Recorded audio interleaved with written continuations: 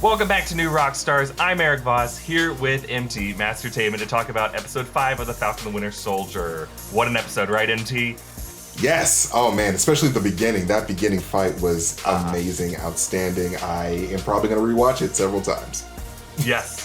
There's so much in this episode. We're going to take some questions. We got some great questions from our listeners on stereo, and we're just going to go through this list. But before we begin, this video is brought to you by Squarespace. From websites and online stores to marketing tools and analytics, Squarespace is the all-in-one platform to build a beautiful online presence and to run your business. Let's start with this question. Yes. What was in that box that Bucky gave Sam, presumably from the Wakandans? We talked about this a bit in Inside Marvel.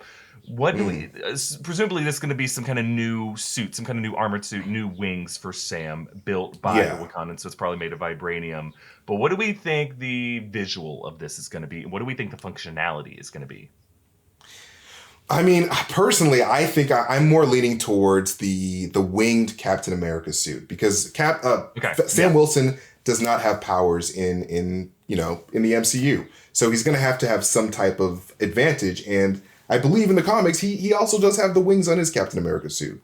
So I think we're going to see just a vibranium wings and just a more red, white, and blue suit, just like we see in the comics. We're going to see him Captain America proper. Maybe that suit will be designed to have a slot for the shield. So it will kind of reappropriate the visual of the shield into the suit somehow. That would be really cool. The goofy version of this is that star is the A of like Falcon or something stupid.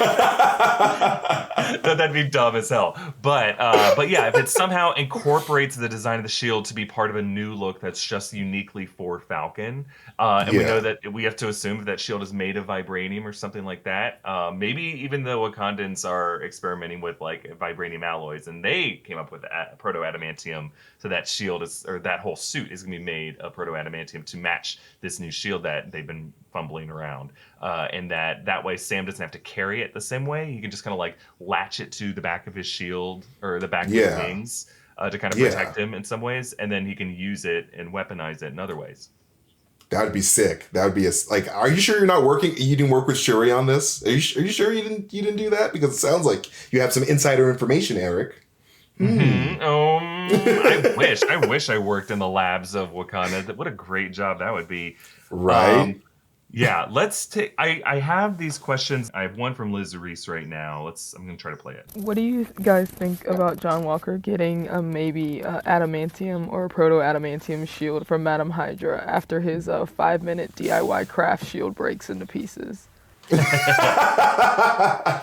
So, all right. So we all heard that from Liz. Great question, Liz. I think it is an interesting question for that shield to be made of proto-adamantium. I don't know if John Walker himself has the welding skills to handle something that's supposed to be one of the sturdiest metals of the Marvel world. Yeah, it seems like, with Ultron, in Age of Ultron, he had to use a lot of heat to really mess with vibranium stuff. So like for him to just have the equipment in his garage or whatever the hell he's at, I don't think so. So I don't suspect it to be any sort of real like vibranium or any crazy alloy myself. But who knows? Yeah. We don't know how connected this Contessa is. So yeah, I am eager to get adamantium in the universe. So if anybody's new tech, if it has some bit of adamantium in it, please can we get that in this final episode? Oh my God. Let's take another question. This is from Chris Sistaro. So how do we feel now, knowing that Sam even said to Bucky at the end of the show, Steve's gone?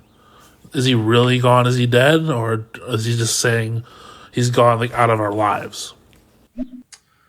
Ooh, yeah.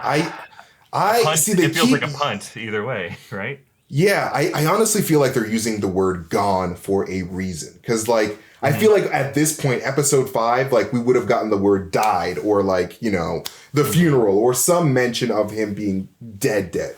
But the word "gone" keeps being used, and so I feel like he's not dead. He's around, but he's just not available. I just thought it was interesting that they said what Steve thought doesn't matter. It's kind of like a pretty strong way for the show to say, don't worry about what Captain America's Steve Rogers' intentions were on stuff. Like, don't worry about what the Avengers of the past thought was right and wrong. Like, we're in a new era now. We make the decisions. We're the ones fighting this fight. But it's Hakuna Matata, man. I don't know if that means the same thing. If anything, they have more worries, not no worries.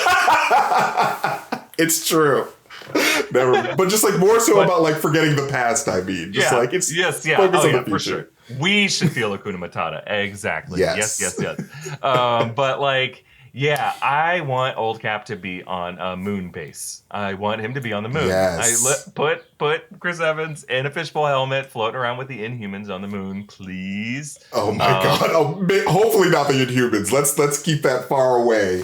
The Inhumans could be good. Not the Marvel TV Inhumans. Yes, but I mean, like, we deserve a good Inhuman story. I mean, Scott Buck's Inhumans specifically. Yes. Let's not do that ever again. But like Inhumans, like I'm a huge proponent of the Inhumans in the MCU. Karnak is my baby. Karnak is my favorite Marvel superhero. Like, period. Like, that's not even exaggeration. So I really do want the Inhumans. That's just a side tangent. But to what you were saying, MT, I don't think Old Cap is dead. Because they would have just said dead. I think either the people working on the show are not told by Kevin Feige what their plans are for Old Cap, and they're like, just say he's gone. Like, I tell us he's gone. We won't go into it more than that.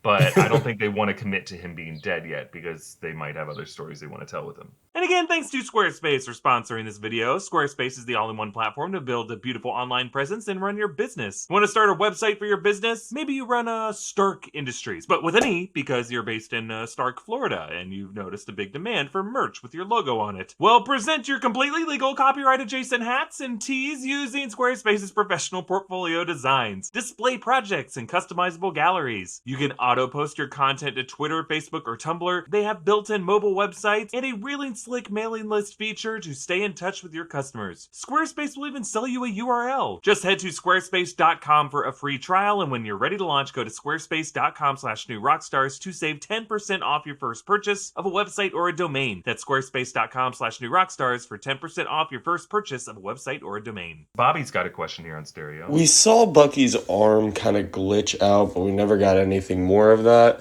and he didn't really use it on the boat except to rip that one end piece off. Do you think his arm is broken and he's kind of, I'm done with the Winter Soldier, I'm done with having a metal arm, but he still has a super soldier serum, so I don't really get it.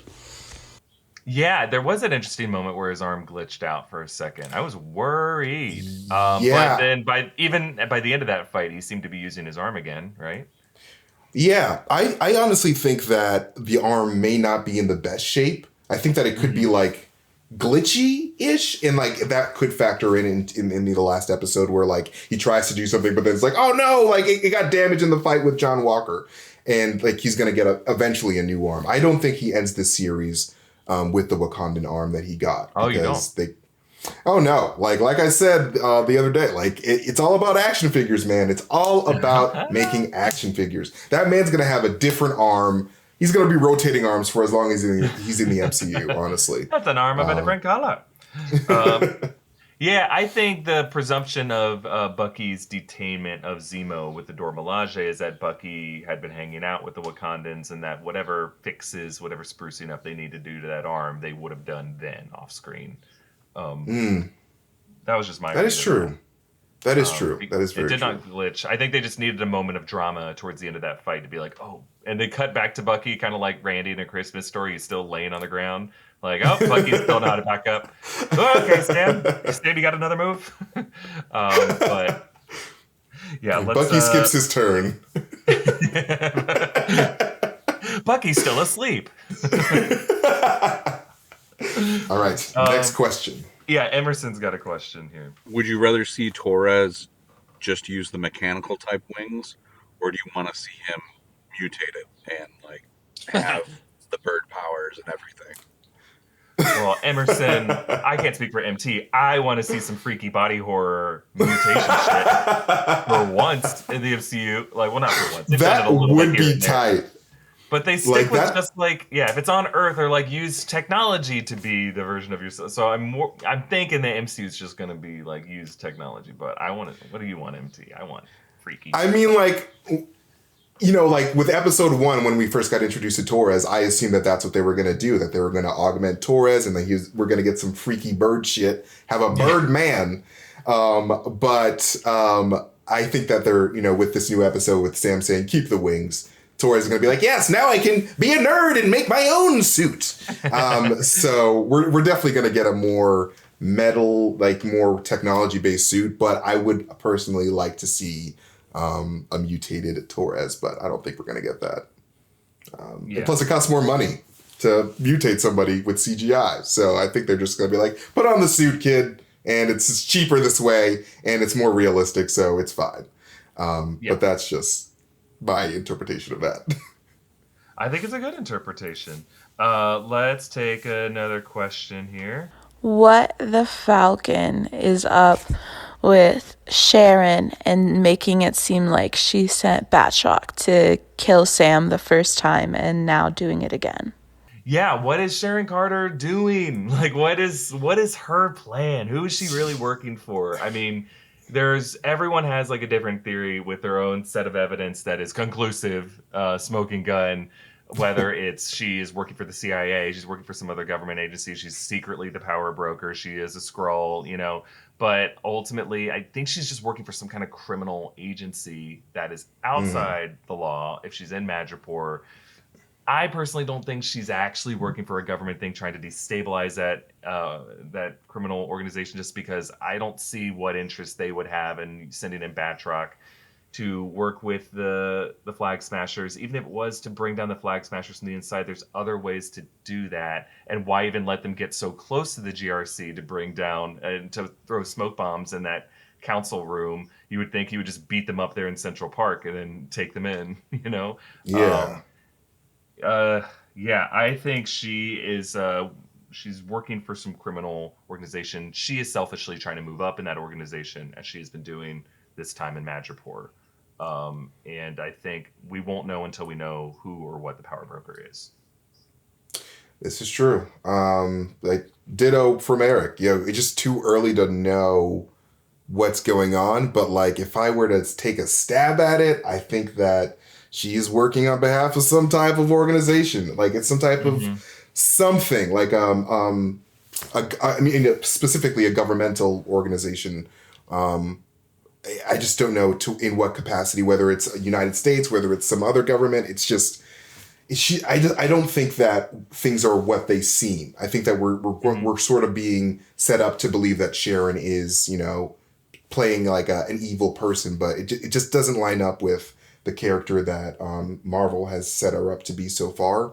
So I don't know. I agree with you there. We'll see. I agree with you there. There's been a lot of jumping around with her character logically, and just a lot of questions. In every episode, we just have more questions about who her character is, rather than closing doors to the possibilities. But maybe that's by design. That's it for this episode of our Inside Marvel Q&A. Hey, a reminder that not only can you get our Anarchy Assembled shirt at newrockstarsmerch.com and have an opportunity to write in a custom shout out for our Inside Marvel episodes, you can also get your hands on a new Zemo inspired shirt that looks amazing. Yes! Because we're always asking. Get the Zemo shirt! Strings. Yeah, get this shirt. Get your hands on the shirt. Again, that is at newrockstarsmerch.com. Follow MT at Mastertainment. Follow me at EA Voss. Follow New Rockstars. Subscribe to Inside Marvel wherever you get your podcasts. Thank you for watching, and we'll see you next time. Bye-bye, everybody.